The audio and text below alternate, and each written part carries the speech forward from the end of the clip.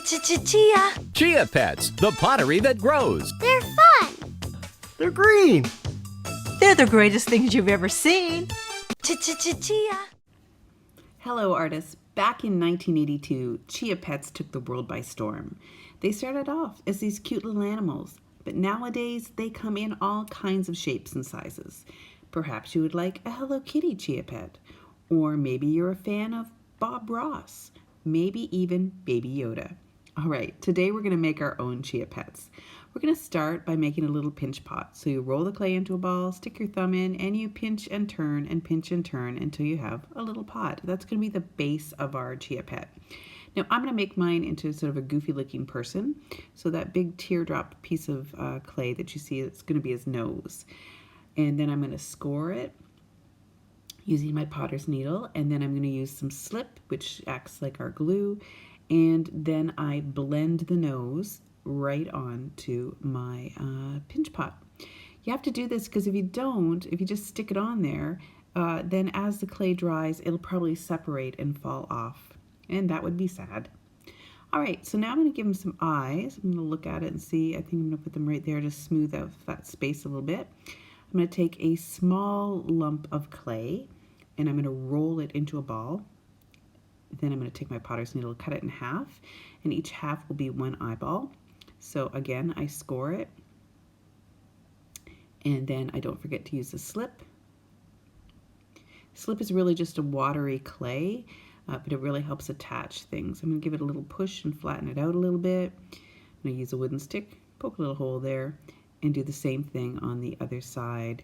Once I've done that, I'm just going to draw a little mouth on him, I think. There we go.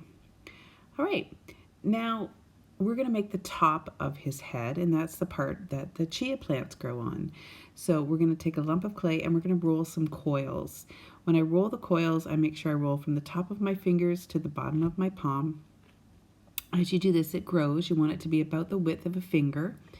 And then I think 2 should be enough for this. He's not very big, but 2 should be fine.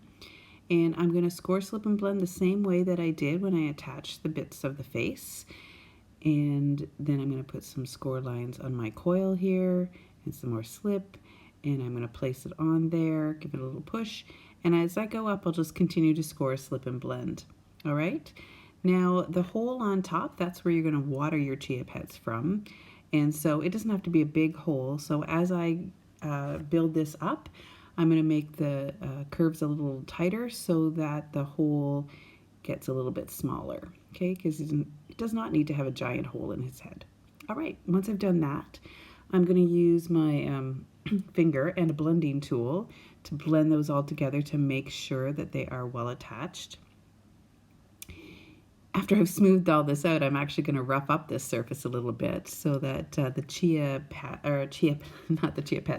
plants have something to grab onto as they grow. So I'm going to take this scratch tool and I'm going to rough up the surface.